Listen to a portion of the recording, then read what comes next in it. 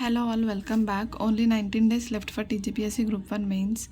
So నిన్న అసలు ఏం చేయలేకుండే కదా, దాంట్లో ఓన్లీ గవర్నెన్స్ 2 చాప్టర్స్ 2 యూనిట్స్ ఒకటే చేసినాను. దాంతోపాటు తెలంగాణ హిస్టరీ యూనిట్ 1 రివిజన్ చేసినాను మార్నింగ్ అంతే. ఈరోజు ఇండియన్ హిస్టరీ ఉంది, ఇండియన్ ఎకనామీ ఉంది, తెలంగాణ ఎకనామీ ఉంది. ఇవి స్లాట్ వైజ్ పెట్టుకున్నాను ఎందుకంటే ఇండియన్ హిస్టరీ చాలా బోరింగ్ ఉంటుంది నాకు.